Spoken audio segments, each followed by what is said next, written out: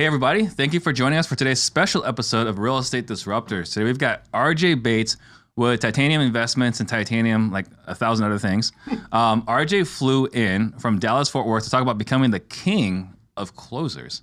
And for those of you guys wondering, he assumed the sale when he said that you're putting me on the podcast. He didn't ask like, hey, should we talk about it? He's like, hey, Steve, when am I coming on the podcast? So kind of shows you what he's got. If this is your first time tuning in, I am Steve Trang, sales trainer for some of the top wholesalers in the country.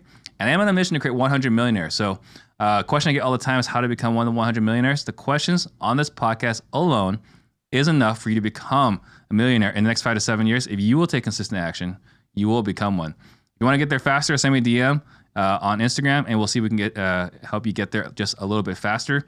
And if you get value out of the show, please tag a friend below or share this episode right now. That way we can all grow together. And this is a live show, so please ask your questions for RJ to answer. Ready? I'm ready.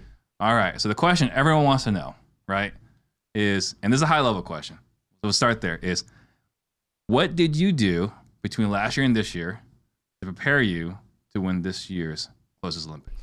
A lot of reps, a lot of practice. You know, I did the 50-day challenge where I was going live 8 to 12 hours a day, talking to sellers in all 50 states. I started doing the weekly episodes on Batch TV. And look, I'm not a acquisitions guy for Titanium Investments. I'm the owner and the CEO of the company. So putting myself out there to actually do this on camera and get critiqued by people watching me, By right? everybody. By literally everybody, even when it goes well. You know, that kind of gave me a little bit of experience of what to expect. And then look, you and I both did the Closers Olympics in 2020. We had that experience of the shot clock, right? The pressure of all of that. So all of those concerns of actually being in a 30-minute competition, those fears and concerns were gone this year. And it was just about, hey, let's just go in and do what we do all day, every day on live on YouTube and Facebook. And let me ask you this, right? Because I know people adjusted their methodology, right? And Max and I talked about this last week. So I made a conscious decision last year to not adjust my approach, right? And I just went like, we run out of time. But the audience is paying to see what we do. And I was going to show them exactly what we do. And if we buy a house, great. If we don't, like, it is what it is. So for me, the shot clock was there, but it wasn't there. Right. Did you feel like it was different last year versus this year? Yeah, I changed last year. Okay. And that's where everyone was like, oh my God, RJ's so aggressive. And so you modified it last year. Yeah, and I kind of got pissed off because literally everyone was like, dude, you're so aggressive and you just go for the kill. And I'm like, well, I'm a little bit different in real life. Like, I mean, I can actually slow it down and mirror the seller and, do all those types of things. So this year it was just more about go out there and be yourself. And what you saw this year is what I actually do on a day-to-day basis when I close this. So last year I changed my techniques a little bit just because I was so worried about the time. But the scoring was different last year too. This year it was full comprehensive 30 minutes of the call, right? Whereas last year they just kind of judged you on one call. Yeah. So last year that was a good improvement. Yes, because you could totally mess a call up and just throw it away. Yeah. So that's where I also made a big change was, hey, I need to actually just be myself for the full 30 minutes or an hour. So let's take a step back here, right? Because you did the 50 days, 50 deals in 50 days in 50 states. Yep. Right, that was the name of it? Right. Okay. What compelled you to do such a crazy thing? Well, it's funny because it was actually us struggling and having issues in our company and getting rid of acquisitions people and dispositions people and just kind of coming to terms that I needed to step in and do something to steer the tide back in a positive direction. And how better to do that than put myself in their shoes of actually doing acquisitions and figuring out what are we doing right and what are we doing wrong. And so I literally made the world my accountability partner. Yeah. So I remember reading the book Relentless and determining like fantastic book, everyone. Right. By Tim Grover, if you haven't read it. I'm a cleaner. Yeah. And I'm like, this is the fourth quarter. Give me the damn ball. Like I went to Cassie and Elijah and I said, look, we're gonna do this. 50 deals in 50 states in 50 days. And they were like, well, what about North Dakota and Wyoming? And I'm like, we'll figure it out. Yeah. Like, that's what we do. But we put our backs up against the wall. We tell the world that we're going to do it. I don't care if there's 2 people watching. I'm still going to feel like the world, it's out there forever for the world to see. So we have to go out there and perform. And we struggled at times through it, and other times it was fantastic. But it led to where we are today as a company, and then also giving me the opportunity to do things like the Closers Olympics and go out there and have the confidence to do what I did 2 weeks ago. So I actually called you in the middle of it. Where I was like, Yeah. what the heck are you thinking? Why are you doing this? And Right. also, why are there not more people watching it? Right. Because they should be watching you actually closing deals Right. live. Because you were doing them live as well. You weren't even like recording it and Yeah, no, it was all live. posting it later on. So you said something interesting. Like you use this, A, to lead your company. Yep. And B, it's transformed your company. Yep. How has it transformed your company? Well, I figured out systems or the processes around the systems that we use. That was the main thing. We knew what systems we wanted to use, but I was trying to make decisions from this high level and not actually being a part of it. And You were in the ivory tower. Yeah. And when you get in there and it's like, okay, I'm actually clicking the buttons. I'm actually making the decisions that happen on a day-to-day basis that have to lead to my success or failures. That's when the processes came about, and we collectively as a unit, it wasn't just me, but Cassie and Elijah as well, we sat down and we said, hey, look, this worked really well today, and this didn't work well the day before. This is how we are going to come up with our systems and processes moving forward. And now everyone in our company knows exactly what we do, and they know how to replicate it over and over and over again. Whereas before it was kind of this loose cannon, and you kind of made your own decisions as an acquisitions person in our company. So it tightened up the ship a lot. Got it. So what did your company look like before you started it, and what did your company look like after you started it, after you finished it? Well, before we had pretty much dwindled down to nothing. I mean, we had cut everything down because we were killing ourselves. I mean, I can't remember the first time I was on your podcast. I believe we were just starting the process of trimming down from like 70 something employees, and we were down. Well, you were in all these states. Yeah. And then you're like, the curse of too much money, which Zillow just recently learned that lesson Right. as well. Yes. But yeah, so. Yeah, I felt the pain of what Zillow's going through back in 2017, 2018. Yeah. But we went basically down to where we had 2 employees, and now we've been able to build back up organically to, right around 17 to 20, which they're all watching back at home. So, hey guys, what's up? I think they're all 17 viewers that are watching that. But no, I mean, now we have this family where before it was very much a bunch of individuals trying to figure out a way to make money through wholesaling. Gotcha. Now there's processes in place where they understand, and we pivot as a unit together, and we can do that very quickly. Just for example, the past couple of days, we've had a couple of issues with SMS marketing, but we were able to quickly pivot to our PPC leads and cold calling leads. And whereas, I don't know, 2.5 years ago, that would have been impossible. Because we were in so many different places, and the communication was a nightmare, and also just our decision making as business owners was lacking because we didn't have the experience ourselves. We were too far removed from the actual process. Right. So, what would you say to haters like myself, whose opinion is RJ got lucky? Well, I will say you watched, right? I did watch it. Yeah. Yeah. So I didn't get lucky. You were the guy that called me on Saturday night and said, "How'd you get better?" Look, it's a great competition, and I think you and I both agree. Both last year and this year's is full of content that everybody. If you're in this industry for $97, you should go out and pick it up, just because there's so much that you can pick up from it. Absolutely. And the great thing about being a contestant in it is that I get to watch your commentary. I get to watch the other people participate. And what's funny is I actually learned more from the mistakes people made this year than I did last year, because I was looking for it. Got it. And so I actually saw things as it was going on, and I recognized, like, I would probably have made that same mistake. So consciously, going into the final day, I was saying, hey, I'm not going to make that same mistake when an objection comes up, because we are in a competition, and it is kind of scary to try to overcome an objection that could cost you basically all of your points. Right? Absolutely. And especially in my circumstance where it was like, I was the last guy going, I knew what score I needed to beat, felt like I probably had that. And then there's this last objection, and it's like the whole castle could come crumbling down right now if I say the wrong thing. But it was a great event to be a part of, and I didn't get it. Well, what I really appreciated was the radical candor.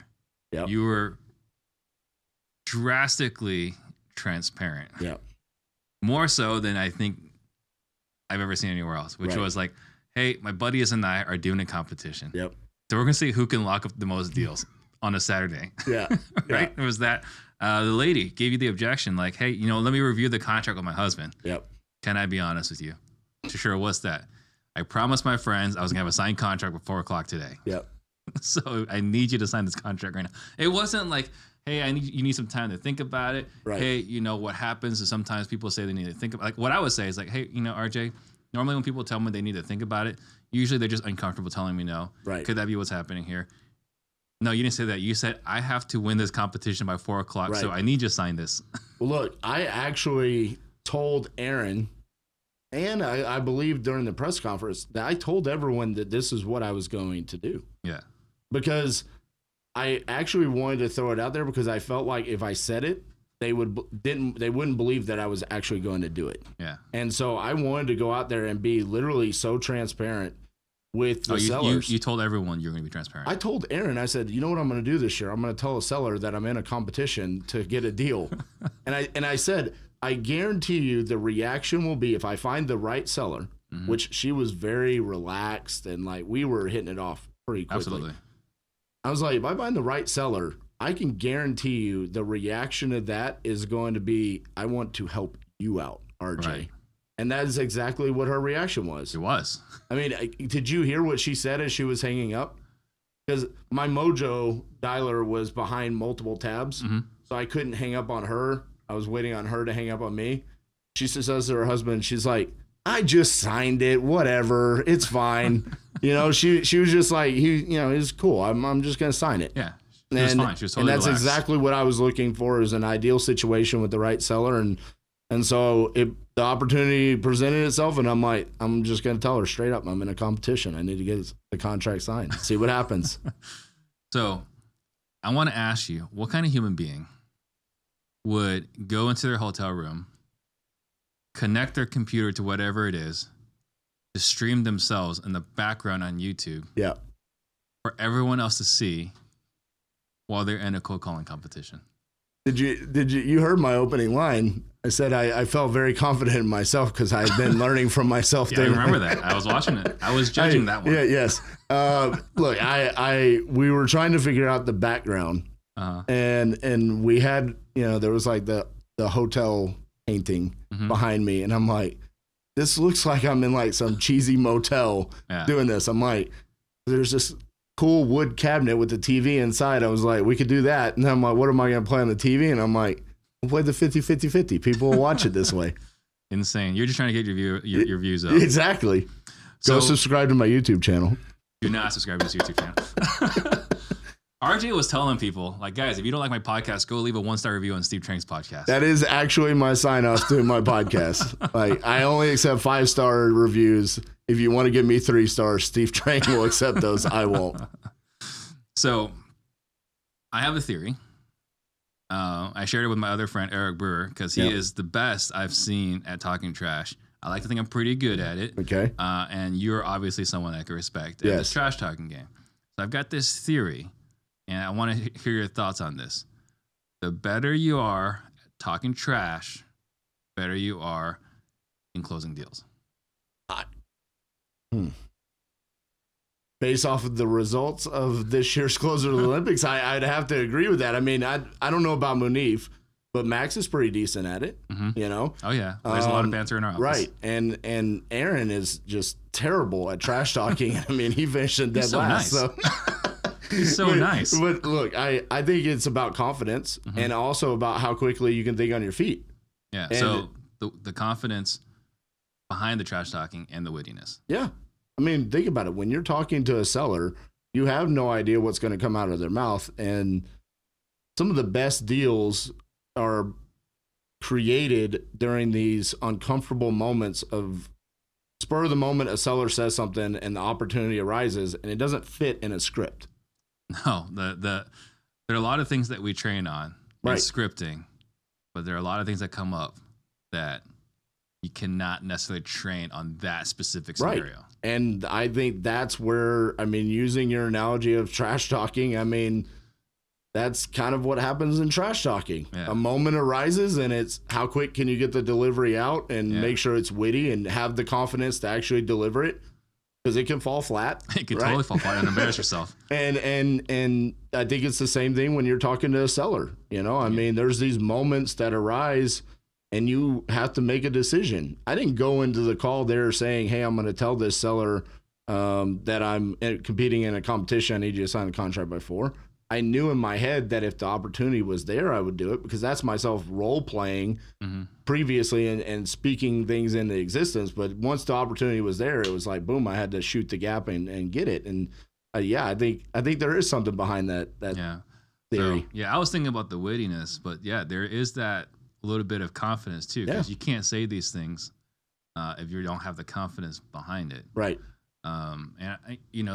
There's that thing that happens, right? We've all experienced this where someone said something. You didn't care for what they said or how they said it. Right. But you didn't have to come back, right? Right. And it wasn't until you got into your car, it's like, that's what I should have said. Or like you're showering that night, it's like, oh, right. That would have been the perfect comeback. But going back to what you were first talking about, the 50-50-50, right? The third day during that challenge, I'm on the phone with a seller. We had already been texting back and forth. She pretty much already said, hey, I'm going to do the deal with you. She said, but let me call you once I get off my job. So she calls me. And then she's like, are you the same RJ that I'm watching on YouTube right now? And I'm like, yes, ma'am. And she's like, so our conversation right now is being broadcast on YouTube. Having the confidence to just kind of, I mean, what are you going to do at that point? You just have to be real and just roll with it, and whatever happens, happens. But that was one of the first time, and it happened throughout the challenge. But look, when you put yourself out there and you're raw and transparent, I think anybody that's heard me do sales calls before has said, hey, my name's RJ Bates. Google me. Go Google my name. You'll see I'm real. Yeah. That's how I overcome, like, how do I know you're a real person? You know, Google me. And just go Google my name, you know, and then they say, I'm watching you on Steve Trang's podcast, and it hurts my feelings because I'm like, I put out 300 videos and you're watching me on Steve's. But, and that really does happen, by the way. But Perfect. I think putting yourself in those scenarios and having the confidence to just kind of overcome it on the spot is what will differentiate you. Yeah. So now, right, you put me in a pickle, right? Because I've got this sales training program that I'm really proud of. Right. Right. And now we're looking at, okay, so if you want to become better at sales, you can do one of two things. You can sign up to my all-day sales training event. Right. Or you can go live on YouTube for 50 straight days, cold calling strangers throughout the country. I think you could do that way. I don't recommend it.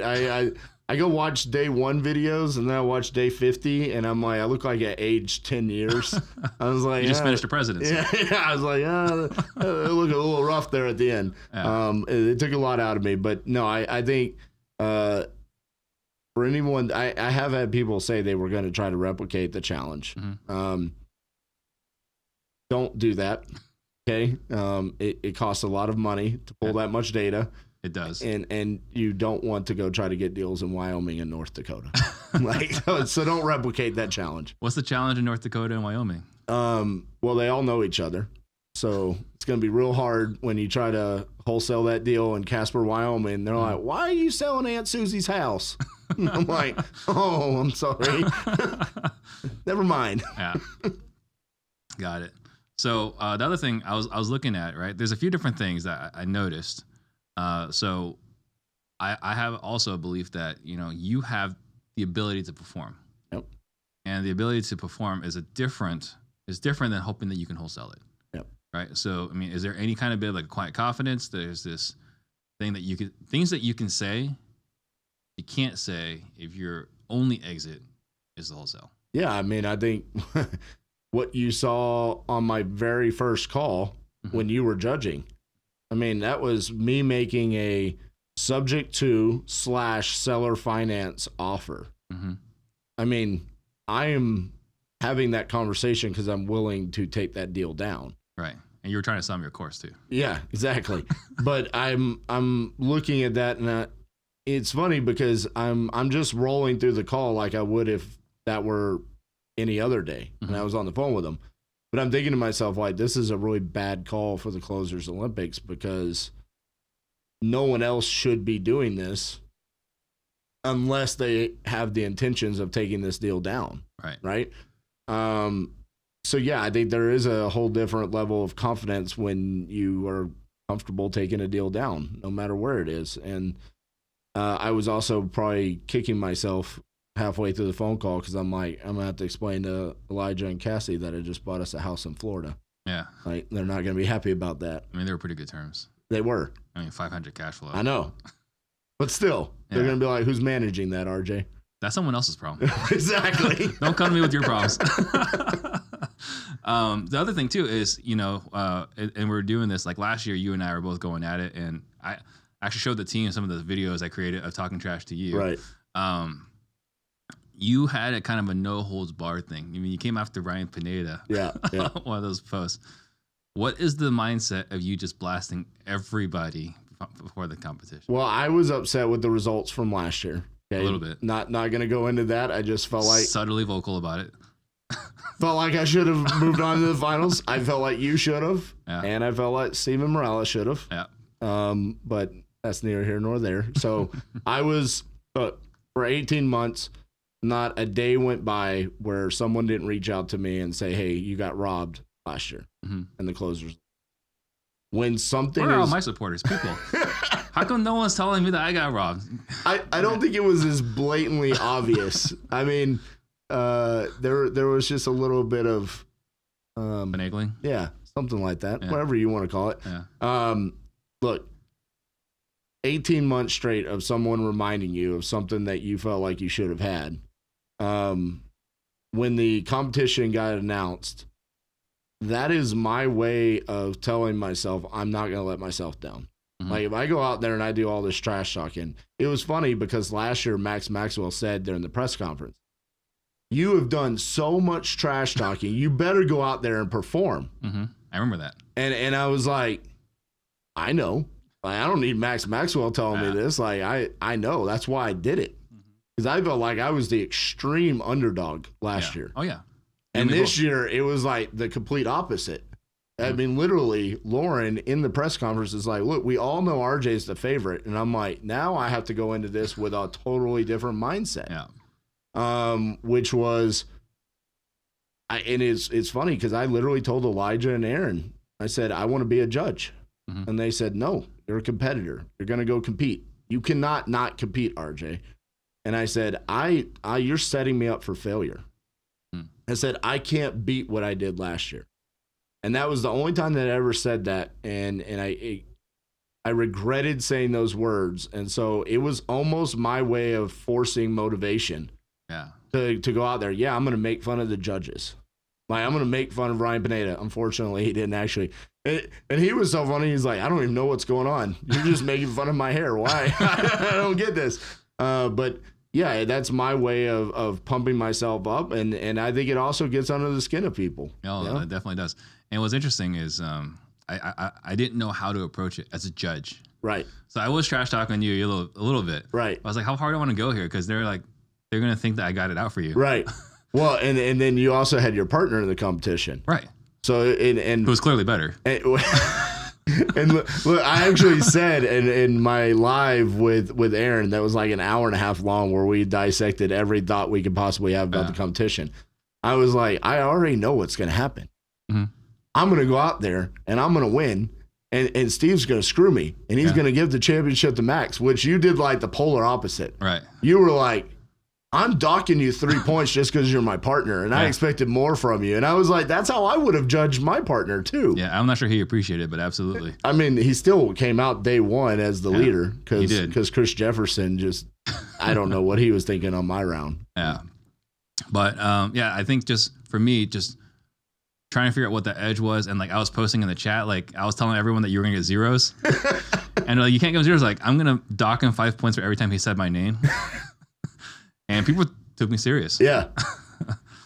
And the other thing I want to talk about was the fact that you were sporting a Cincinnati Bengals jersey. That was not a Cincinnati Bengals jersey. Everyone can go back and look at the thumbnail for this. Yes. That is my son's hockey team, the Texas Tigers. I was in Cleveland for his travel hockey tournament. They ended up finishing second at the tournament. It was a ton of fun. Yeah. Yeah, that is really cool that you were actually there to support your kid, which is why we do what we do, right? Exactly. We get to spend time with our family and support them. Thankfully, the event did not overlap with the finals. Hey, and shout out to the Closers Olympics team.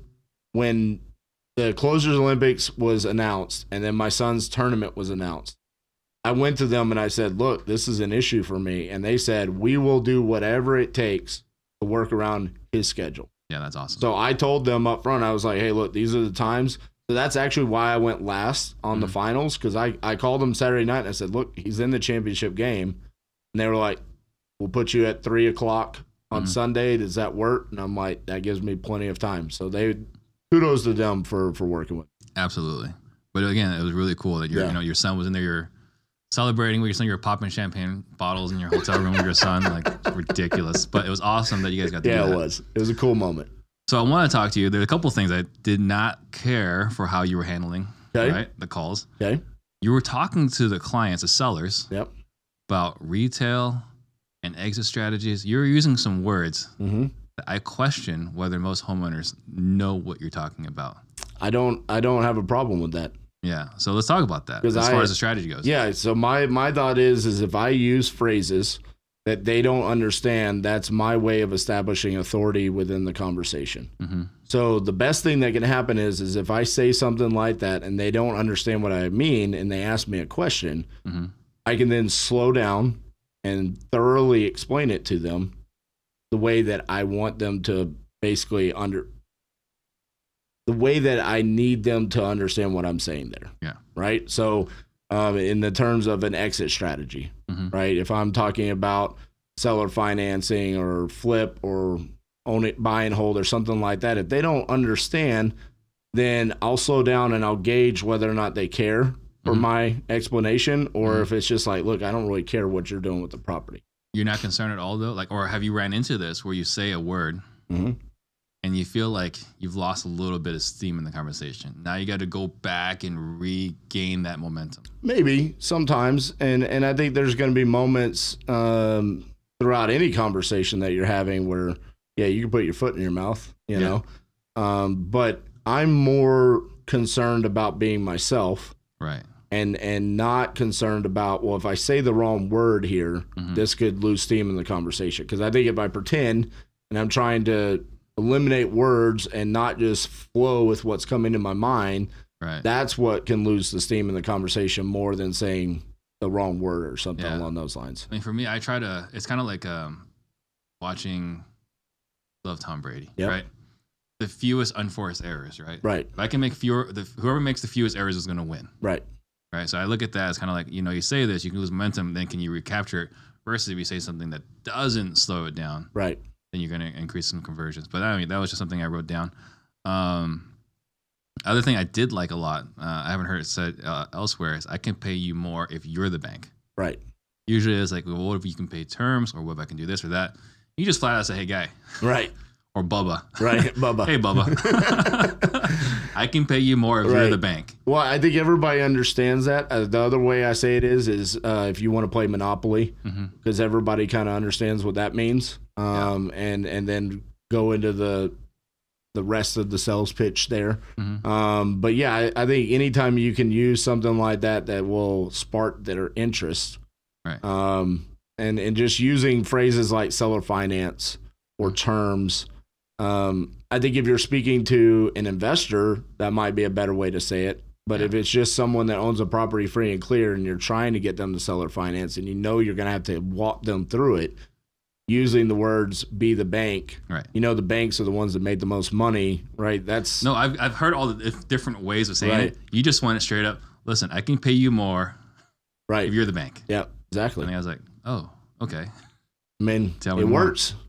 The other thing is, and we were all baffled by this, so we're trying to figure this out, right? You have this way, I think a couple other people as well. It's like, hi, my name is RJ, and they're telling you everything. Listen, RJ, here's all my pains, here's all my problems, here's how much. Oh, they basically vomited all the information all over you. Right. Is that a normal thing for you, or was that kind of something that we just noticed over the weekend? No, that's pretty normal, and it's funny because that was something I really wanted to showcase. Mm-hmm. Because I get it on the 50-day challenge on Batch TV where people are like, RJ, you're so patient. You'll just let them talk and talk and talk. And they will. They'll divulge all of the information to me. And I think it comes from the way that I steer the conversations early, right? I get right to it. And I think that they respect the fact that I'm real and I'm just being honest about what I want. And so they just transparently come out with being real and honest about what their situation is. That's the best explanation I have for how those conversations take place. Do you think all your reps in running the Titanium podcast, how many episodes have you done? Probably 185. All right. So you think that also has any play in that? Yes.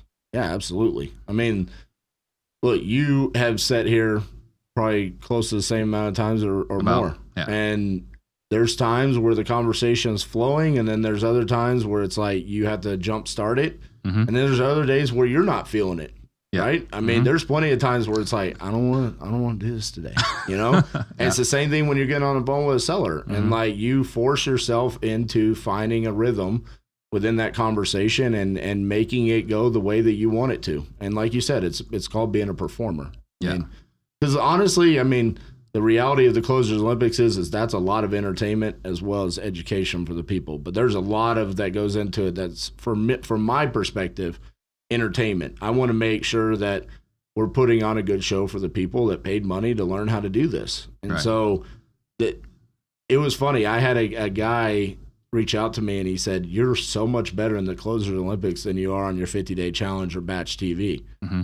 And it made me stop and think to myself, you're right, because I put a lot more pressure on the fact that there's a shot clock. Yeah. And that I need these conversations to go exactly the way that I want them to go. And I think a lot of that has to do with just being that performer and making sure the conversations go the way I want them to. Yeah. So again, for you guys, right, you can sign up for our sales training, or you can do the 50 days in 50 states, 50 deals in 50 states in 50 days, and run a podcast. Other people have programs too. Do they? Yeah. No. Yeah.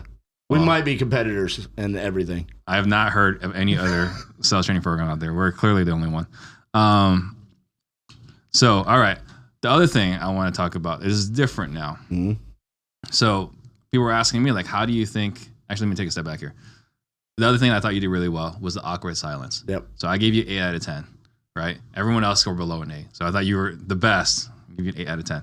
Okay, hold on. How could I have gotten more than an 8?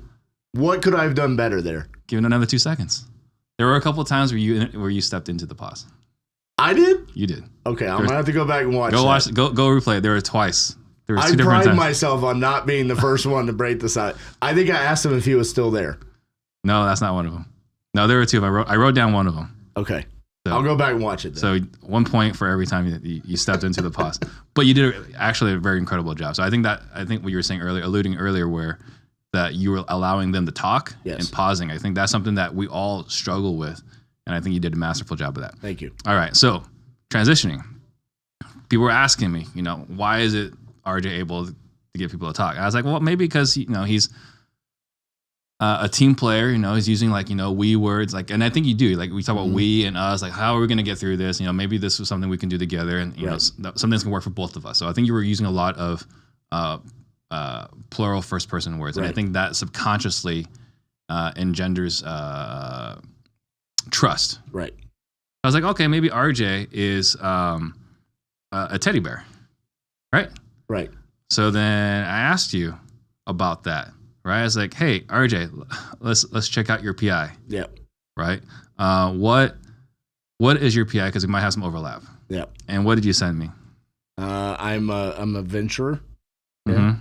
Mm-hmm. I'm not a teddy bear. Yeah. Yeah, that's not the case. So I'm a Viking. Yeah, you are an actual Viking. Yeah. No, that's what your PI says. You're an actual Viking. Yes. You will venture and you will pillage the village. Yes. Yeah. But so the opposite. So I thought you were a teddy bear. There was like an inner teddy bear, right? Maybe he has a higher S, right? If you look into this, more S.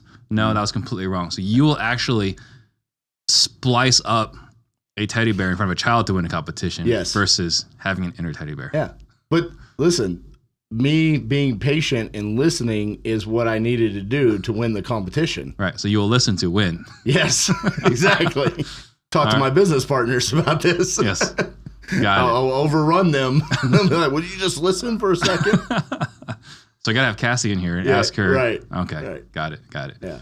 All right. So let's talk about hang on a second, guys.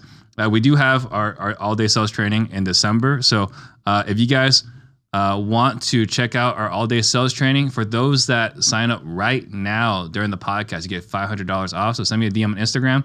If you message me right now, you can get $500 off the all-day sales training coming up December 10th, where Max and me will talk about our process. It's very different than RJ's. So it's the right way to buy houses. So all-day sales training, December 10th in my office, 8:30 to 5:30 or 6 o'clock. So go check that out right now if you guys are interested. All right, so let's go back to you. Yeah. So I thought you were nicer, but you apparently will do anything to win. Right. So let's talk about the lessons from the Predictive Index. What did Gary Harper, mutual friend, tell you about your Predictive Index that you did not expect to hear? Well, he found me at Wholesaling, which we were both at several years ago. Where I had to go to beg you to come on my first podcast. Yes. That's when you assumed the sell. Yes. And got me on the first time. He talked about how high of a visionary score I had, and the fact that it was off the charts, which means... Was it the A that he's talking about, or did you actually take a visionary integrated test? I took whatever he gave me. I didn't go into depth. He asked me to do this. This was for next level flipping at the time. So Ryan Robeson came to me and said, hey, Gary Harper's going to do this for us. Take these tests. I took it. Gary seats me out, and he's like, RJ, hey, we need to talk. And he was actually... And that's his gesture. We need to talk. All right. He was like concerned. He's like, you have a very unique score, and there's issues that come along with this. He's like, you need to be insulated. You're going to try to pillage a village. Yeah. Well, he was like, look, you need to be insulated by your partners. And what he meant by that is that I'm an emotional basket case. Really? I can be. Okay. Where outside influences can really impact my ability to perform at a high level. Got it. And so he was like, you honestly need to surround yourself with the people that you love and care about, and really only listen to their voices, because the outside voices can impact your ability to perform.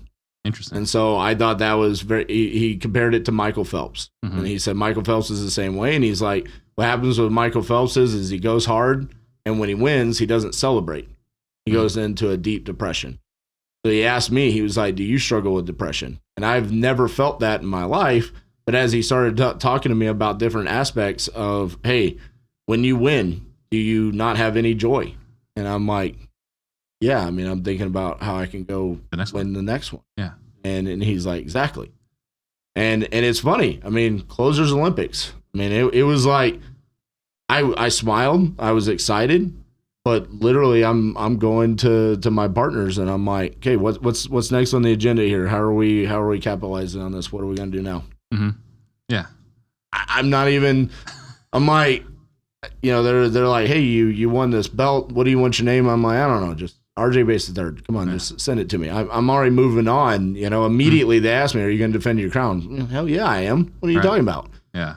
So there's those aspects of it where it's like there's lack of joy for winning, and then also the fact that you can crash really heavily because the vision is off the charts, and sometimes you feel like you never actually succeed because he's like, you have the predictive index of a world changer. You want to change the world, but it's very few people actually change the world. Right.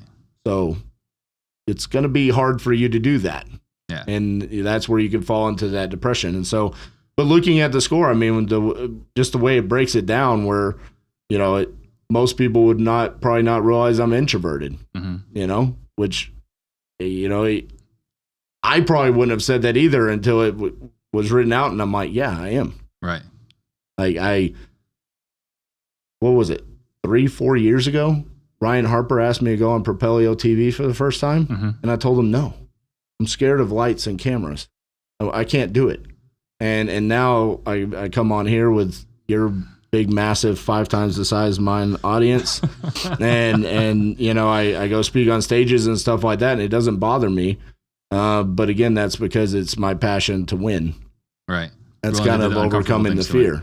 Right. Yeah. And that's something that, if you look at mine, right, because I'm also introverted, right? So I have a high A, not as high as yours. Yours and Max are both off the charts. Right. So I have a high A and a low B, meaning I don't want to be talking to people. I want to be left alone, right? Ideal world is that no one's talking to me, right? And so I asked Austin, who works with Gary, like, how do you explain this? Like, I know a lot of people and I'm connected. He's like, your desire to win will put you in situations where you're uncomfortable. So even though you're uncomfortable talking to people, your desire to win will force you out of your comfort zone. And that's kind of like what you're doing here. Yeah. You're listening to people. Exactly. To win. Yeah. And I mean, when you go even deeper into the score and you look at all of the different, it literally outlines exactly who I am. And then having someone like Gary come in and really outline like, hey, here's how you can use this as a strength. And it's funny because when he's telling me this, I've always had this massive desire to have partners. So much so I even tell him, like, sometimes I just need you there. Like, I don't even know what it's for. Literally just your presence, whether it's a meeting, whether it's being in the office or whatever it is. Well, I noticed this at wholesaling, right? Yeah. Like on stage, you had, I think, Jamie at the time. Yeah. Yeah. Right, and it's funny, and I don't mean this offensively to Jamie because I love her to death and she's my good friend, but it doesn't even matter who it is sometimes. Right. But as long as someone there. And Cassie's gotten mad at me before because we've spoken at events and she's like, you railroaded the whole speech. You didn't even let me talk. Why was I even up there? And I'm like, I just needed you up there. Yeah. That's who I am. For me. So it's interesting because Max is the same thing, right? He's got the super high A's off the charts. And Gary came out here December last year. And what he actually said to Max, like, he's looking at me, he's looking at Max. He said to Max, you're not allowed to go to any events without Steve. That's funny. Right? Because you will take an idea and run with it, right? And it's not that I'm not the same way, but Max is even more extreme. So, but going back to the part where you don't celebrate wins, I've got that same problem, right? So confession, right? Like I'm a big time Cardinals fan, followed them forever. Right. I have not watched a game this year until this past weekend, right? And bad weekend. That was not the event to take my kids to. Right. Anyway, for me, he's like, how can you, like, you're a fan, like, how can you stop watching it? Because I said the upside, the emotional high from the upside does not even come close to the downside of when we lose. Right. It takes me like 2 days to recover from a bad loss. Right. A football off the goalpost. Right. In like 3 days, I can't even work. Right. And it's the same thing in business. It's the same thing in sports. Everything I do, I win. Okay, that was cool. So funny that you bring this up because sometimes I feel like winning is worse for me than losing. How's that? Well, take 2020 Closers Olympics. I lost. I immediately came out this rampage, like guns blazing. Right. I'm like, we're doing the 50-50-50, and I'm going after the all-in crowd, and you did. I'm roasting Aaron Bevins and anyone that'll listen to me, right? And I want everyone to feel the wrath of what I'm going to do. I win, and it's like, well, it's really hard to keep trash talking. Like I did it for like 1 day, and then I ran out. I was like, I don't even. What am I doing? You're afraid to hurt feelings. Now I'm just rubbing it in their face. It's like, where do I draw that savage motivation? Right. Right. Well, you gotta be like Michael Jordan, just make stuff up. I'm a Viking. I went and I took the land, and it's like, that's all y'all had. What am I gonna do with all this gold? Right. What do I do now? That's what I get my enjoyment out of. So this is something that's perhaps a little savage, right? In playing video games with my friends and all that, right? I've told them to their face, like, I never play to win. I've never played to win. I always play to celebrate your loss. I want to watch you lose, Right. and the joy I get from you losing is more, Right. way more pleasure than me actually winning. I get that. And look, it's funny because we have to, as business owners, figure out ourselves and where we draw that inspiration. I mean, look, I say it all the time. Being an entrepreneur is a very lonely thing at times. And especially for someone like with my scores and knowing my personality of who I am, I have to be very careful about my mindset on things. And so this is a very unique situation for me. And so that's why I reached out to you. Yeah. And I'm like, look, the next thing that I can move on to is, hey, now I'm going to be on Steve Trang's podcast, and I'm going to go be on a Wholesale Hotline. And this is the next thing that I could do to help more people, right? I have a passion in that, which is sharing what obviously people say, hey, RJ, you're good at, right? So it's like, all right, then the proof's in the pudding. Now let's go have more conversations with people like yourself that I respect, and let's help as many people as possible. And there's the absolute truth to that. You genuinely want people to win, right? Yeah. So something I really do appreciate seeing, as a fan from the outside. So let's go to these questions. So Mashika on YouTube wants to know, what beard oil do you use? This is Layman's. I think it's Layman's. I don't know. I'll look it up and I'll figure it out. But thank you for noticing. Much better than Max Maxwell's, right? No one's asking me about the beard oil I use. Ricky Simmons on Facebook. What are your top 3 recommendations to close deals?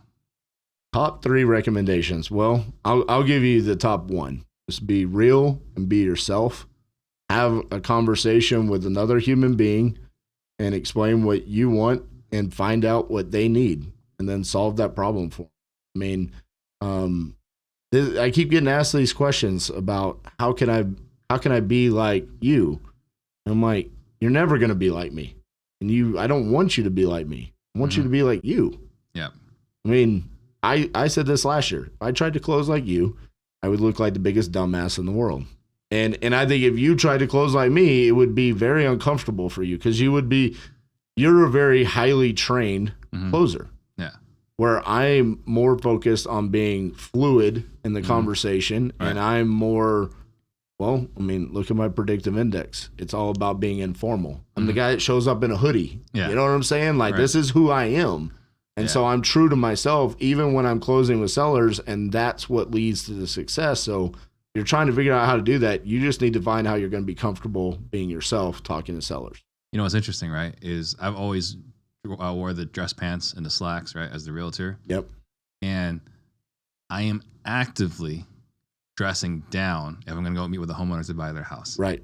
Right. And that goes back to process. Yep. Right. And the desire to win. It's not like I'm going to dress this way because I feel comfortable. Right. I'm going to dress however increases my chances to win an appointment.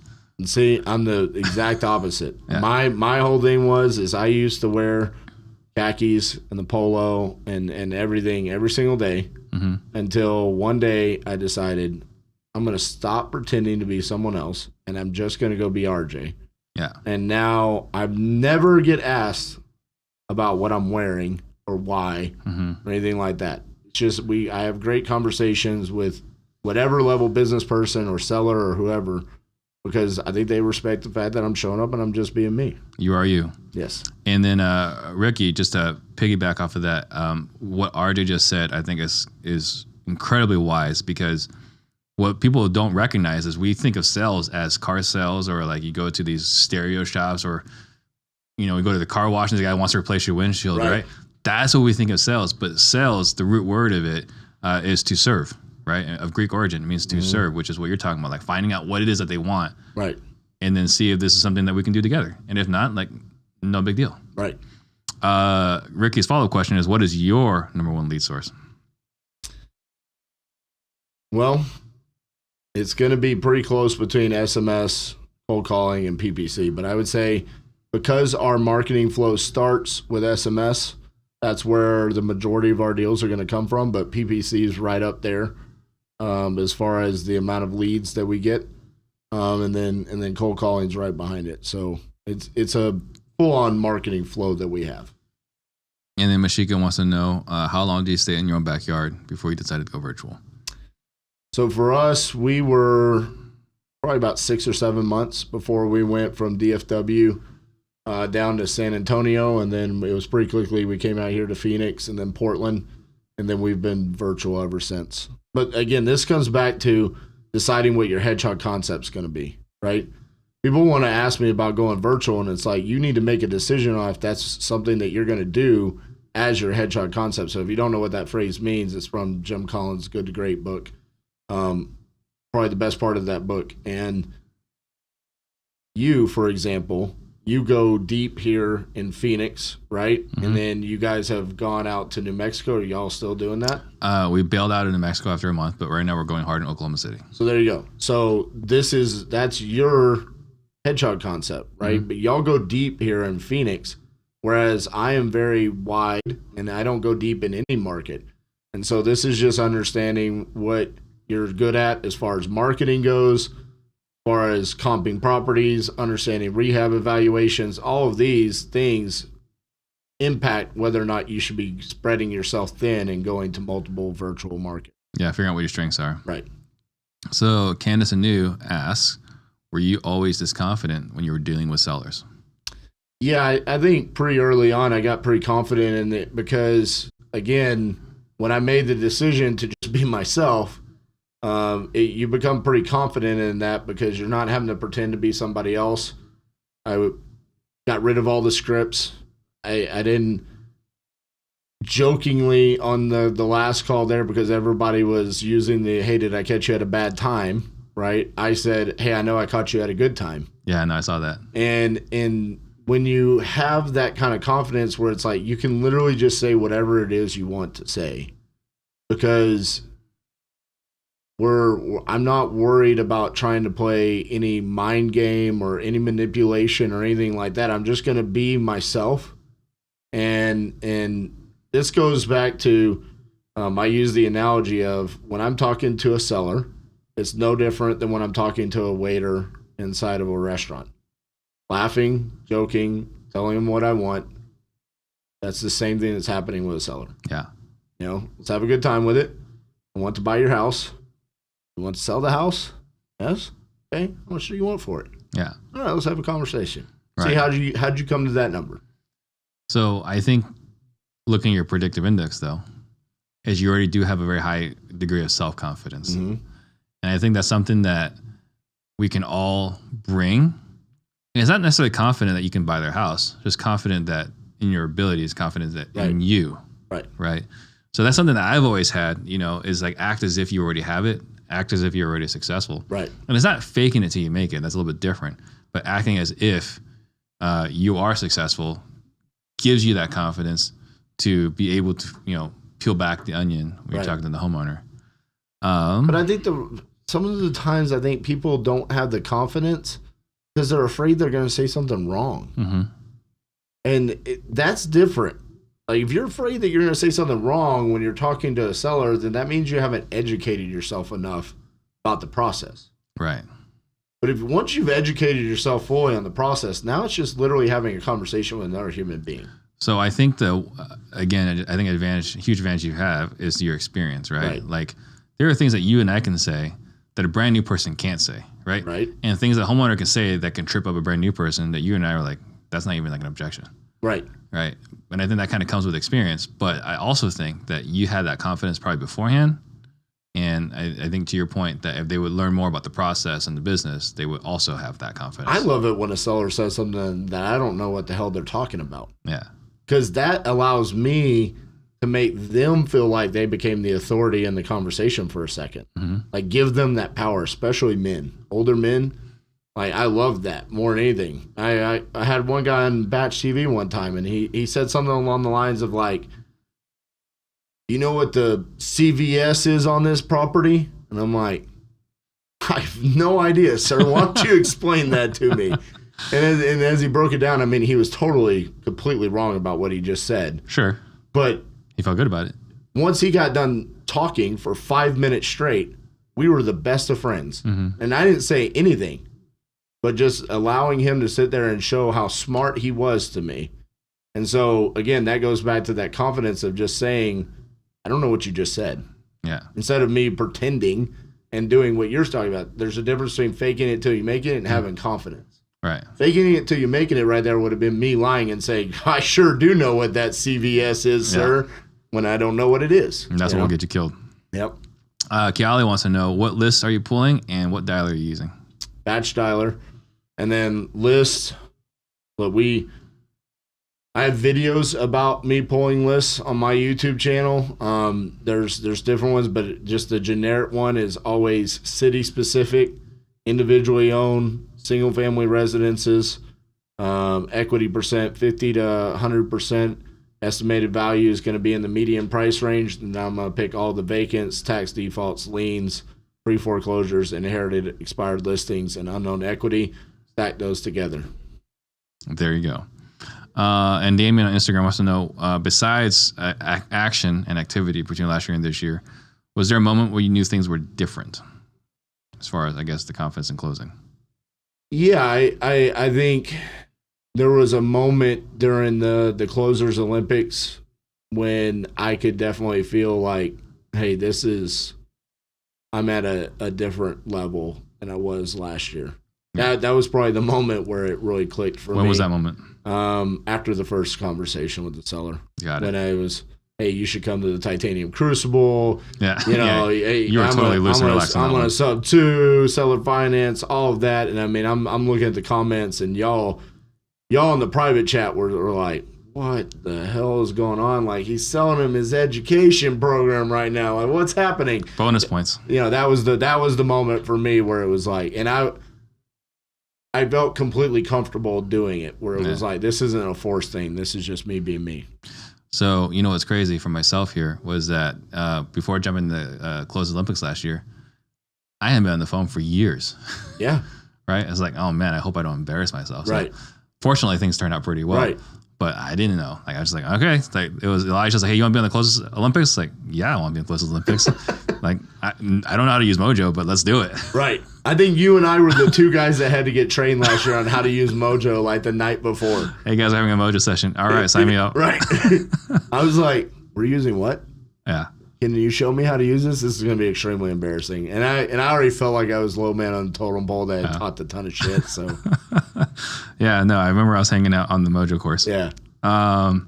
So Kiali also wants to know, if he's afraid to pick up the phone, how could he get confidence to begin cold calling? I think first you have to ask yourself, why are you afraid to pick up the phone? Mm-hmm. Look, talking to people is what we do in this industry. So if you're afraid to do that, then you need to come to grips with the fact that this is what you've decided to do. You've decided that you're going to sit there and conversate with people about their homes, and this is what's going to dictate your livelihood moving forward. And I'm extremely passionate about this. Like, people ask me, hey, I'm uncomfortable with acquisitions.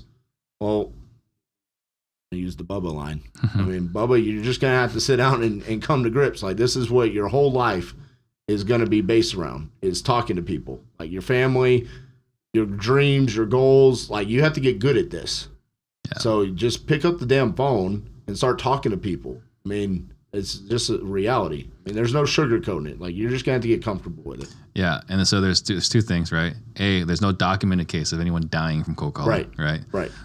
And second, the difference between successful people and that aren't are the successful ones are ones that are willing to do what the unsuccessful won't do. Yeah. Right. So you get to decide, Callie, which of those you want to be in. Right. You can change your life. You can change your family's lives. You can change your family trajectory if you'll start cold calling. Yep. But it's a choice, like you said. That's it. And then see where to answer that question about that. Peyton wants to get really granular here. You mentioned you're having some problems with SMS. What problems were you having? Deliverability had gone down over the past couple of days, so I'm going to go over to Batch's office and see what we can do about it. You know, Jesse really likes it when you slap him around. Yeah. Yeah, let him know I said that. I told him that I sprung it on him last night. I was like, hey, I'm flying in early tomorrow. I need to go by your house and shower. And he was like, what? He's like, we have an owner's meeting tomorrow. I'm like, yeah, just unlock the house and just let me in. And then I'm coming to your office the next day to slap you around. Yeah, do it. If we get Elijah to take some photos, that'd be fantastic too for content. Yes. And then Ryan Craig on YouTube wants to know how many lines are you using for cold calling? We use whatever the multi-line dialer is for bachelor. Was that 3? It's 3 wait, no comment. I think it's 3-line dialer. Yeah. I don't know. We switched everything to Salesforce. I gotcha. All right, guys. Again, we do have our all-day sales training, right? December 10th. If you guys do opt in right now, you get $500 off. So it's all-day sales training with Max and myself to learn all the things that, again, RJ doesn't do.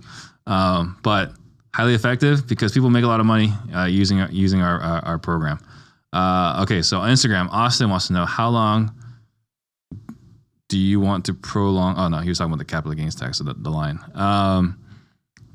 Coriel wants to know how can he see a replay of the Closers Olympics?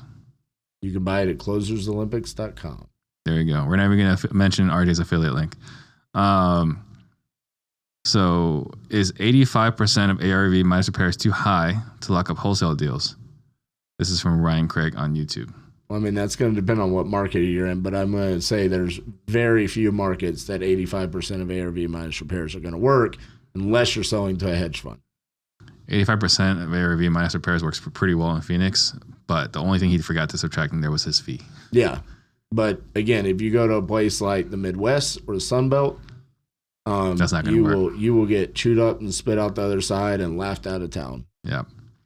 Kaylee wants to know if you only had $1,000 to start wholesaling, what would you spend it on? $1,000 to get started. I am probably going to go sign up for a list pulling service. And I'm going to pull a list and I'm going to skip trace it, and then I'm going to cold call it. I think that's great. I mean, I don't think you need anything else. I mean, it's going to be slow because you're going to be one at a time dialing, right? Because I want to save all of those funds. Mm-hmm. I don't want to spend it on a dialer. Yeah, I can do that after I close my first deal. But at the end of the day, it's just a numbers game. Eventually, you're going to talk to a motivated seller, and then it's your opportunity. That's your moment of truth to solve their problem. And if you can do that, that's how you create the win-win situation.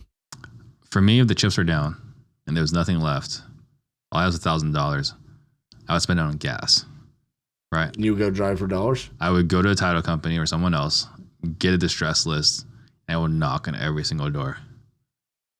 If the chips were down.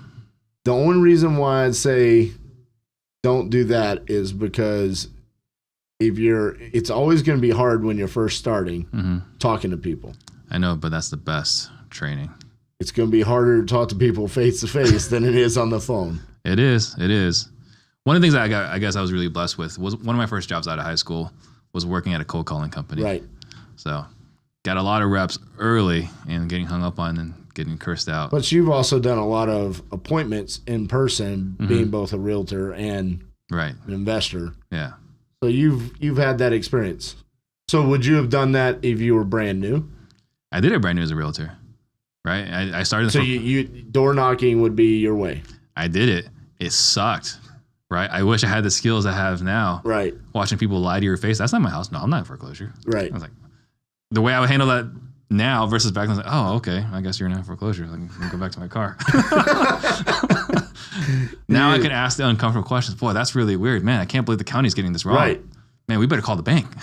Now you would be like, do you know, it took me 20 minutes to drive over here. Like, we're going to have a conversation about this. I cannot go back to my wife and tell I'm in a cold calling competition. I need to get this contract signed or they won't let me back in the house. Right. Alizette on Instagram, what are you using for SMS? What product? Batch leads. And Queen Elevated Beauty was always so confident. Were you this confident when you didn't have money, or do you feel more confident now that you do have money? What makes you think I have money? It's true. I looked at his bank account beforehand. He does not have a lot of money. I mean, it's funny, right? I mean, it's funny to hear people ask that type of a question because of confidence. Mm-hmm. That's the only reason why. Yeah. I mean, you invited me here today because I want a competition. I did not invite you. That's true. I invited myself. Even more of a reason why there's probably proof that I'm broke. Look, I think that this is a thing that people watch podcasts, they watch videos, and they make assumptions based around someone's confidence or what they're hearing in a video. And look, I'm guilty of it as well. But comparison is the thief of joy, right? So don't look at my situation or Steve's situation and say, well, once I get to that level, then I'll have that confidence or whatever it is that you're looking and you're seeing coming from me right now. No, this was here when I was much younger and had a lot less money and a lot less responsibility. Yeah.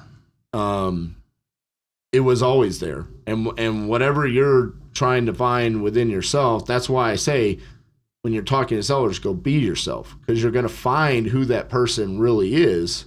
And that's what's going to attract sellers to want to work with you over your competition. Well, that's the authentic self. Right. Yeah. And I think, the confidence started. It wasn't the money led to confidence. Confidence led to money. Yes, absolutely. And then Randy Wolf wants to know on Facebook, what percentage of your PPC marketing is in search versus display versus retargeting? I'm probably asking the wrong person this question. Yeah. Yeah. Negative, dude. I close. I got a guy for that. Yeah, they just unleash him. Yeah. All right. So Candace wants to know, what part of Florida are you buying in? We wholesale all across. The deal that I was going to get there in Florida, that was just for the Closers Olympics and because it was going to be a good deal. But we mainly just wholesale. And then are you still rehabbing? Because she's asking how many rehabs are you doing a year? We do have a couple rehabs going on, but not near as many as we were in the past. So we're mainly just wholesaling now. Hedgehog concept, baby. Yep. And then Jeremy wants to know, what's the one thing you wish you knew that got you to the next level? Oh, man, that is a good question right there. One thing I wish I knew.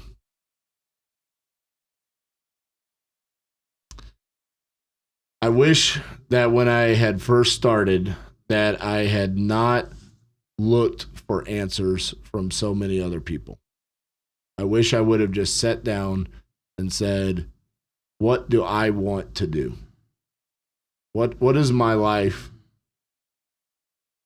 look like if I just painted the most beautiful picture of what I want my life to look like and started from there and worked myself backwards from there? Instead of looking at someone else and saying, how can I become that person? Because the facts are, I've never become somebody else. In fact, I failed trying to do that. And now I'm finally finding success because I found out who I am and who I want to be. Yeah. I think that's powerful. Sion Koran wants to know, what is the Titanium Crucible? The Titanium Crucible is our 2-day boot camp at our office in Fort Worth, Texas. We go over our marketing systems, the processes that we use, throw in a little bit of mindset in there, and yeah, we talk a little bit about sales in there. A little bit. A little tiny bit. I mean, not a whole day though. The way that the king closer does it, not the way that the third place finisher does it. Well, the problem is Max is not teaching it. I'm teaching it, so we're going to be fine. Oh, that's right. The guy who finished in 6th place last year. I don't think I finished in 6th. Well, I definitely finished in 4th. and then it was a tie between you and Steven for 5th. I think the best way to look at it, right? So I think everyone should absolutely get the replay for $97 or whatever it is, right? Yeah. And I think one of the benefits from coming from it is there was a bit of trash talking from the judges. I don't know why I was doing it, but I was. But I did break down, right, our sales process, or at least our sales psychology, things that I would have done differently. So I think that RJ's got obviously he's got the success, right? So I wouldn't ask him to come out here if he wasn't a proven commodity. So I think there's nothing wrong with going to Crucible and going to all-day sales training. I agree. And what's funny about that is I've actually told people, I'm like, I've gotten to sit in and watch a couple of different times I've been out here. I think there's 2 different times I've sat in on your sales training. The way I've told people, because they say, well, you close completely different than Steve and Max. And I'm like, that's not necessarily true. I've learned a lot of the same things that you've learned through different sales things, and it's a tool in my tool belt that I use. I've just chosen a different path to go down than you have, just like I'm sure people that have learned similar trainings that you have, they don't go down the same You path can't you do it exactly the same as us. Absolutely. And you and Max are not the same. I saw you in the chat saying he should have said this right now, and completely undermining him. That's great. but you, that's you saying that's what I would have done. Yeah, absolutely. And I think that there's a lot of things, right, that RJ was doing really well that we haven't really talked about, right? I was just pointing out the things that I noticed that were interesting to me. Yep. But you had the awkward silence. You had the negative. It's like right now is not the time. Right? When would you call back? Like you did a lot of the other things that we do too. It's just in your voice, versus our voice. Yep. So, Max and I apparently are going to go to war. He says he would cold call 1,000 people versus my 20 doors. Whatever, Max. I'm just saying, if the chips were down, I had nothing left. I would go door knock. I agree with Max. Yeah. Whatever. You guys are all dead to me. J Investments on IG is, how do you go back and renegotiate if you ever have to? Now, this is an interesting topic. Yeah. I'll let you go first, and I'll share my take. So we set that expectation during the actual acquisitions, right? So we let the people know that we're buying the property sight unseen, and we're getting limited information in regards to the actual repairs that are needed on the property. So we let them know, like, hey, we're going to come out and do an inspection, and if it is what we believe it to be, then we're good to move forward. But there's a possibility that we might have to come back and say, hey, you said good condition, and, the roof's caved in. Mm-hmm. And that's not good condition, in my opinion. Like, we need to renegotiate it. Yeah. And I think it all starts with setting the expectations early on. Now, if you didn't set those expectations early on and then you have to come back and renegotiate, that's where it can get a little bit tricky and where they feel like, hey, you pulled one over on me. You told me one thing and now you're wanting to do another. Try to avoid those situations early on in the conversation. Absolutely. Where I would do that would be in like the middle to end phase of the acquisitions call. Because I need early on, I'm trying to be efficient. I'm trying to figure out, hey, do you want to sell? Are we in the same realm of possibility and price? Now I'm starting to figure out and build rapport, establish myself as the authority in the conversation with my knowledge, and then I'm finding out about or establishing those the foundation of, hey, this is how our process works with the inspection and the possibility of a renegotiation. Yeah. So you're setting the proper expectations. Yes. It's not a surprise. Right. So for us, Jay, we have a policy in Phoenix. We do not go back and renegotiate. If we've actually laid eyes on the property, the price is the price, and we do not go back and renegotiate. And so people don't care for our tactics because we scorch the earth. Right. Right. But we scorch the earth because we like to lead with integrity and say, hey, this is our price, and you can go to bed tonight knowing this price is it, and it's a done deal. Versus, hey, here's the price, but by the way, 2 days before close of escrow, hey, RJ. Right. That price isn't going to work. So you're doing that in Phoenix. What are you going to do in virtual market? In Oklahoma City, our inspection period begins once we get the photos back. So we're going to have a signed contract, but we're going to be very clear. Hey, RJ, just want you to know, like, here's our price. And after we see the photos, we'll let you know whether we can still move forward with that price or not. And I love that, because that's basically what we're doing as well. Right. Like, as soon as we see it, then we're having a conversation about we're ready to move forward or not. But again, it's about the expectations. Yeah, cannot blindside them. Right. It kills me. And it's going to cause our industry to get regulated. Candace, do you JV with people, and what techniques have you acquired through building cash buyers list? So I guess that's two questions. Start with, do you JV with people? Yes, we will do JVs with people, absolutely. And then as far as acquiring cash buyers, I mean, there's a lot of different ways. There's the Facebook groups. Scraping the Facebook groups are great for finding cash buyers. I love Propelio's cash buyers list that they have. It's $98 a month, and you can pull it on there. It literally shows you how many deals, how much they've spent on it. PropStream has a similar system for that, where you can pull that list, skip trace it. We do both SMS and cold calling to the cash buyers list. But those would be the main ways that we're going to find our cash buyers. And Ricky on Facebook wants to know, where do you see the real estate market in 2022? Don't see it changing a whole lot unless Sleepy Joe just does something off the wall. All right, so we're changing the topic. How many different businesses do you have in real estate? Oh, man. We can't talk politics, Steve? We can talk politics. You just didn't like it that I called him Sleepy Joe. We're going to talk about politics without talking about any politicians or any points of views or anything else that has to do with politics. Okay, religion next? Religion, sure. Let's talk religion. Okay. I told you. Okay, what's the next question? I don't see anything changing in 2022. Cass invests. How many different businesses do you have in real estate? So, a lot. I mean, we have quite a few LLCs that are just either holding companies or wholesale companies, something along those lines.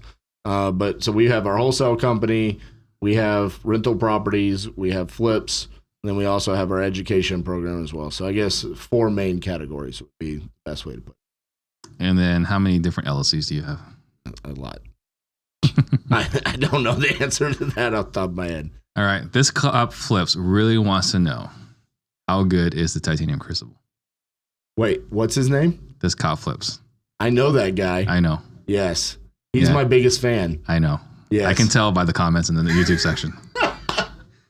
How good is the titanium, the vault or the crucible? Crucible. The crucible. Well, he knows he was there. I know. He wants you to talk about it. He's pitching you a softball. Listen, I think we put on a very unique experience for people where you are going to get the intensity of what titanium is.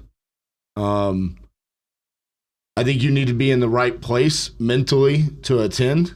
I think that's what I've seen. I ran the numbers the other day. I think about 60% of the people that have attended have come out and seen the success that they were looking for, whereas another 40% have not. Mm-hmm.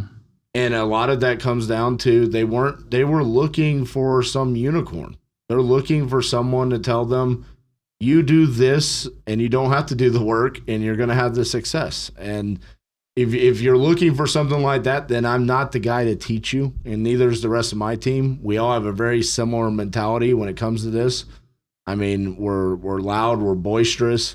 I mean, we make it the most uncomfortable experience of all time. We have bunch of Vikings. Yeah, I mean, literally, I come out in a Viking helmet and 2 axes. I take you axe throwing. I mean, we have it down about 65 degrees. There's fog going on. There's lasers going every direction because I want it as uncomfortable as possible for you to make you have to be focused on what's going on, because the reality is, as an entrepreneur, that is what happens as an entrepreneur. Yeah. Shiny object syndrome everywhere.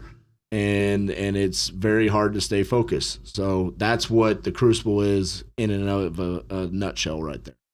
Yeah. And Kiali just donated. So shout out. Nice. Thank you very much for donating. Looks like the team appreciates it as well. There we go.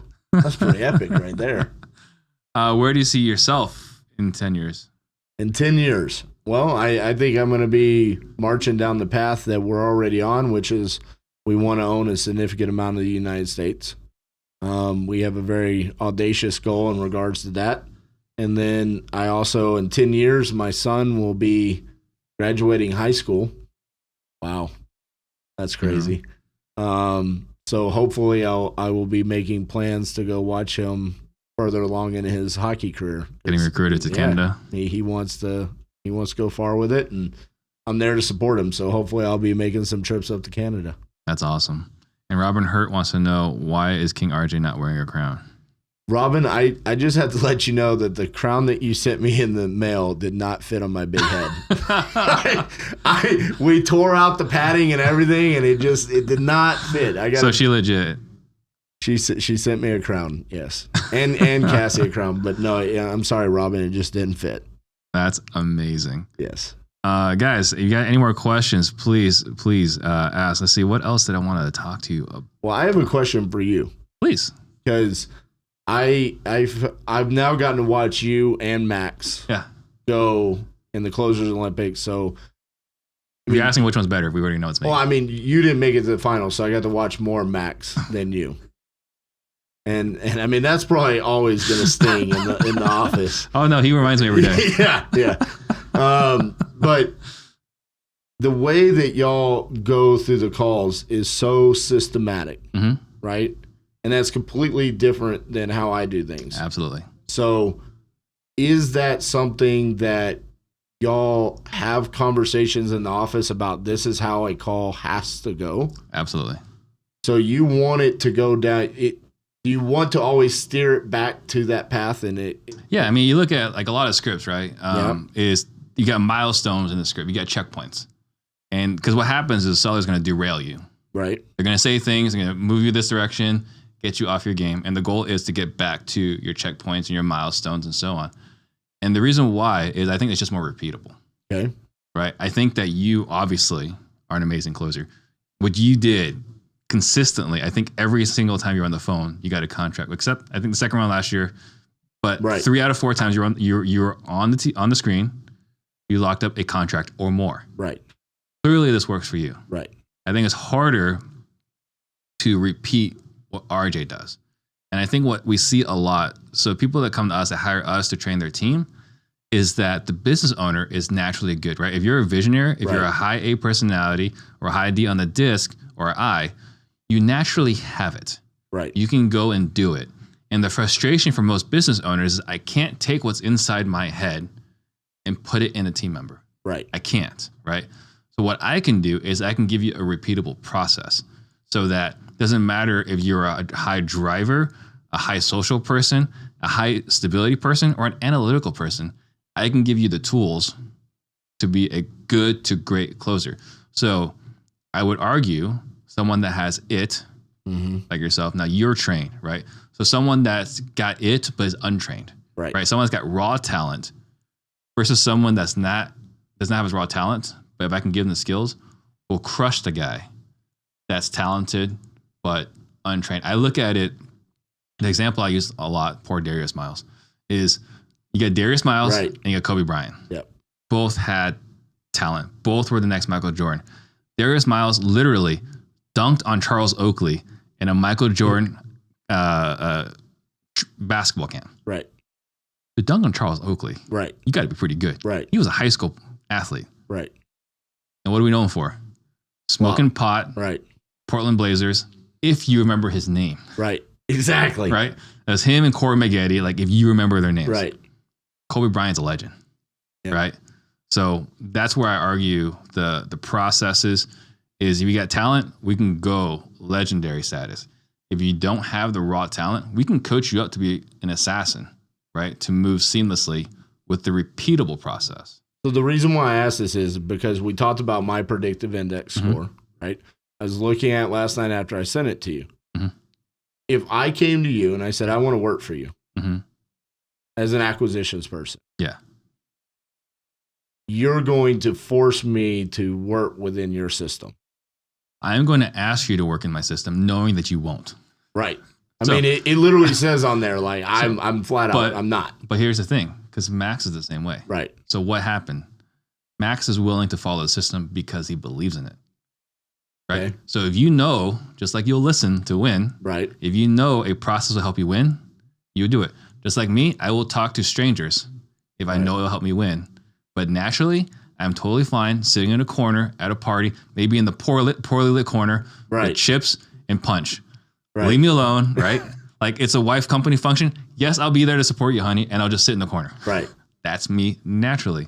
But it was a situation where like I know there's business in that corner. I will walk across the room to the other corner to go get business. Right. So I think I get that. It's funny though, because when I look at that, it's like I want to always play to the strength of my team members.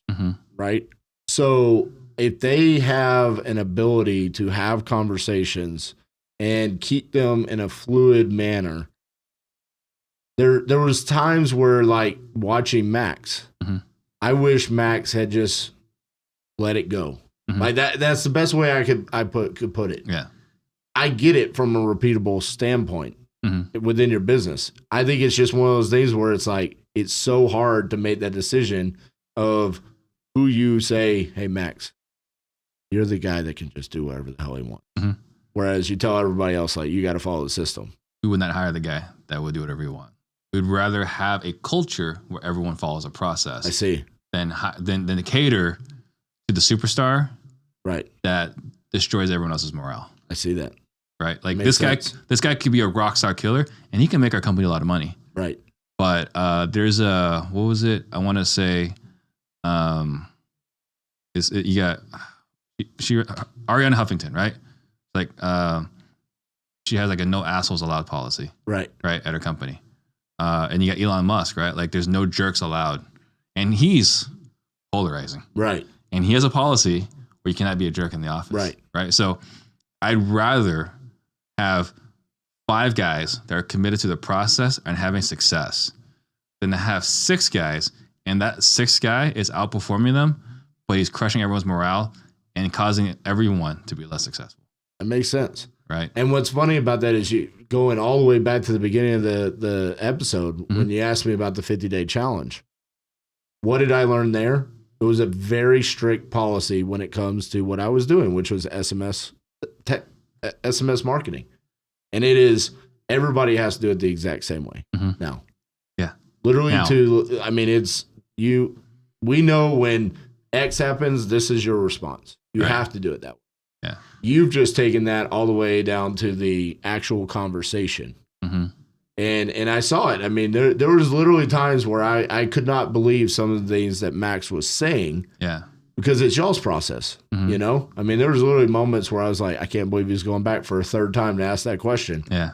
And he did it, you know? And I was watching you in the chat. You're like, hit him again, you know? And I'm like, all right, this is how they do it, you know? Yeah. And I would have never done that. So it was enjoyable for me to watch because I have such a different style than you guys. So the thing that we talked about here, right? Because you do the push away. Like, hey, I'm not your buyer, buddy. I wish you the best, right? Whereas we will, you heard me say this, right? Like we will end the call to start the call. Right. RJ, it looks like I'm not gonna be your buyer. You're like, I guess not. All right, so should I hang up? He's like, yeah, you should hang up. Okay, now that it's over, what are you gonna do? And now their guard's totally down and we can have a very open and transparent conversation, which is that thing we're saying, like hit him again. It's like, you got to end the call.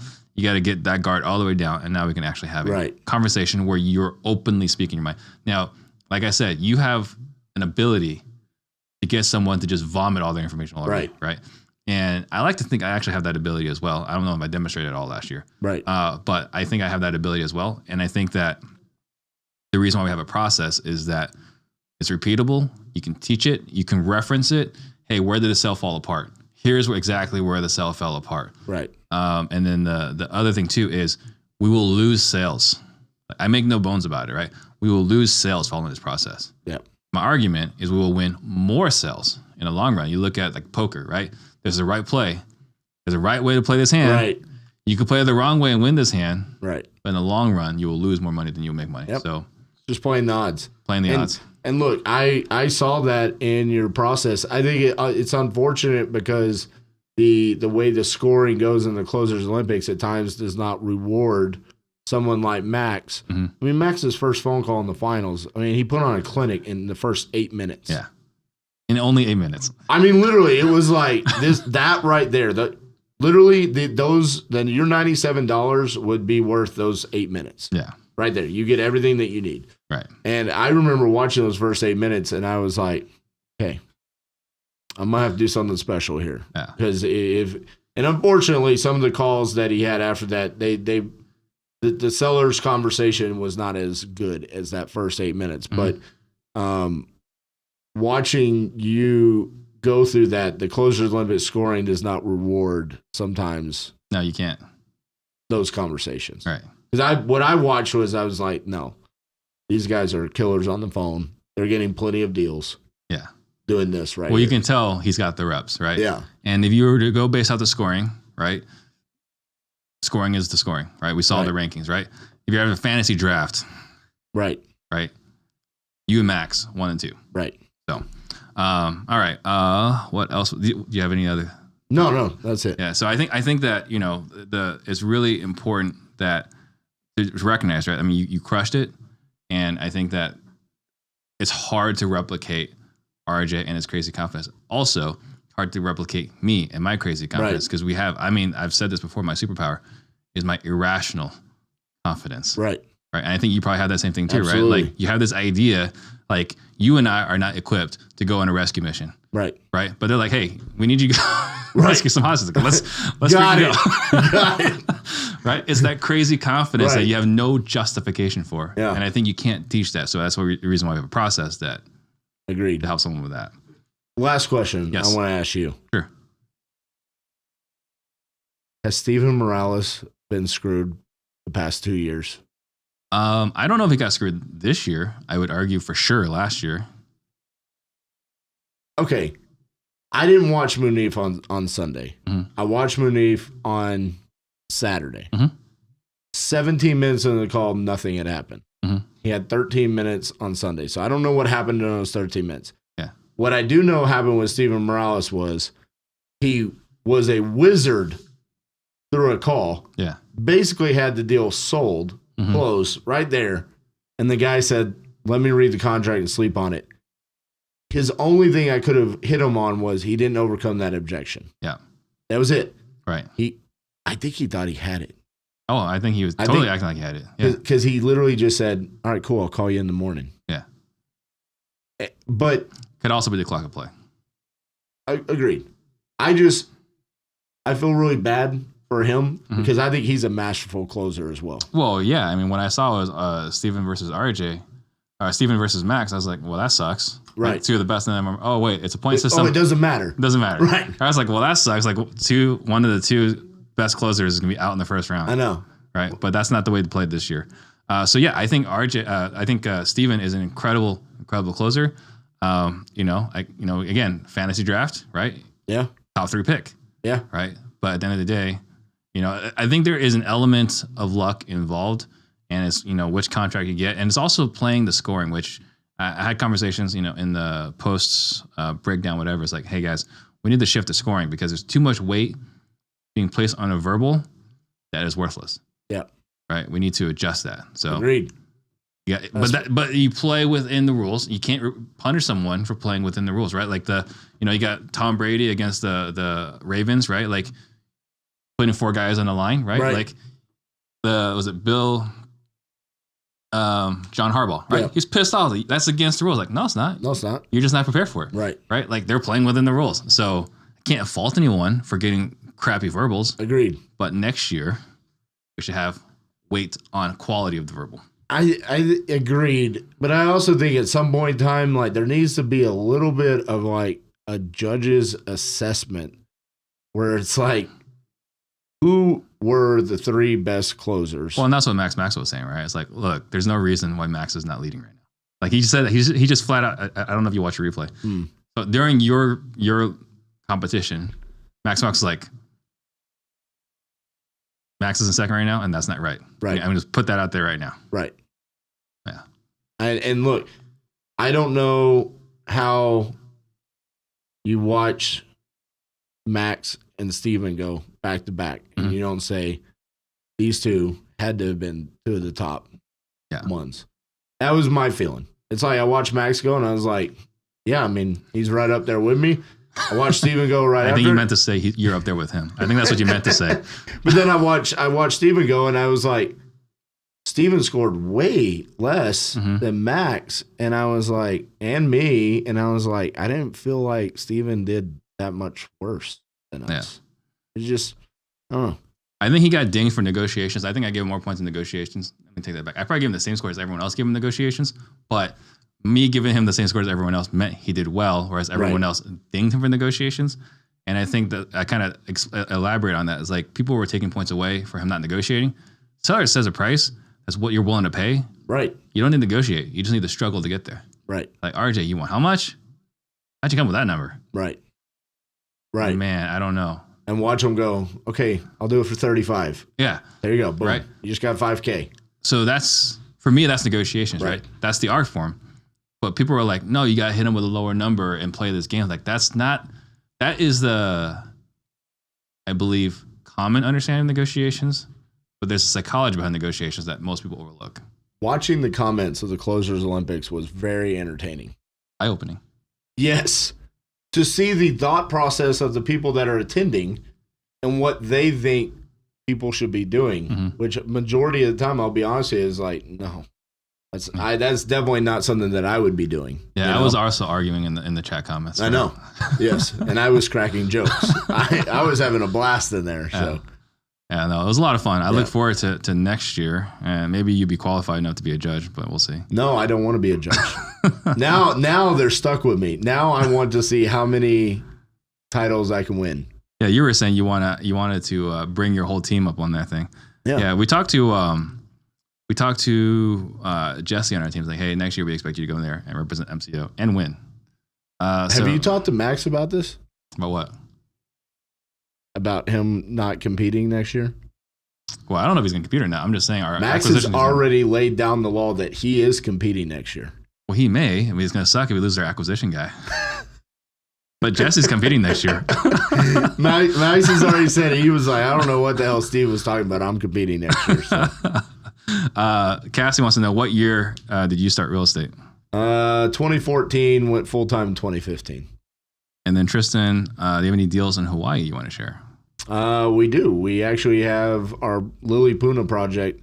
We're actually finally wrapping that one up. It's been going on since about 2015.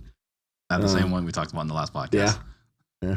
1,000 days to buy it. We finally bought it, and it's 9,000 square feet, 3 floors. It's going to be unbelievable. You know what your next video content should be? Going to Hawaii? No, it should be you sharing the lessons you learned from having too much money and educating Zillow on the lessons you learned from raising. Come in as like a professor. Like, let me educate you, Zillow. Yes. Let me tell you about the time I raised too much capital. Yes. But that one, we're actually probably we're going to be keeping that property. It's going to be a family home for Mr. De La Garza as well as for the rest of us. And then Damien wants to know, are you hiring in DFW? I've sent you people in Dallas. Yes, we are hiring. We're looking for acquisitions and dispositions. So hit me up if you're interested. Awesome. So this is a really fun episode. I want you to think about something you want to leave the listeners with. Guys, we are having, again, our all-day sales training, so go check that out. If you sign up right now, you get $500 off. And if you guys got value today, please share this with someone that needs to get better at closing. I think RJ and I shared a lot of nuggets about sales. So definitely, if you know someone that needs to get better at sales, please share this with them. And then tomorrow we got Abe Shreve, who's going to talk about the one thing that all successful people have in common.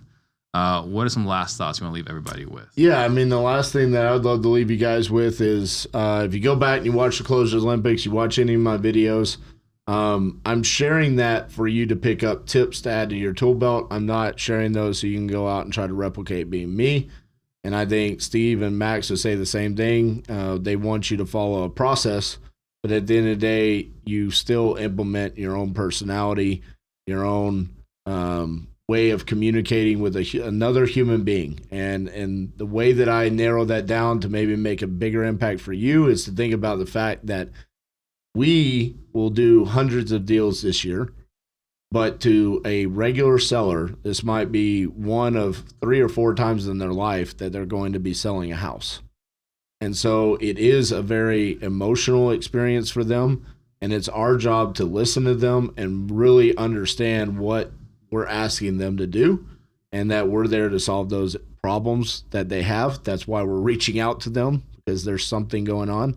And just put yourself in their shoes and slow down and don't overcomplicate the process. Yeah. And I think I didn't mention this earlier, just to add to your comment, because I think this is a great takeaway, is that when we talk about our sales trainings, we don't ask everyone to just throw away their existing system, right? Take the parts that you are struggling with in your sales process and just take those pieces, right? And add those to your sales process. You don't have to throw everything away, right? So that's not everything. As I've never said like your system is trash, right? It's just, if you heard all my criticism over the weekend last week, it was like, here's how I would have done this differently. I've probably left a couple 100 cliffhanger voicemails since last year's Closers Olympics. Yeah, right. Just a few things here and there you can tweak to improve your processes. Someone wants to get a hold of you. How do they do that? You can go to my YouTube channel or Instagram, just RJ Bates III, and just again, make sure if you're interested in checking out our bootcamp, titaniumcrucible.com. All right, awesome. Thank you. It was a lot of fun. Yeah, man. Thanks for having me. Appreciate you forcing your way onto the show. It was a lot of fun.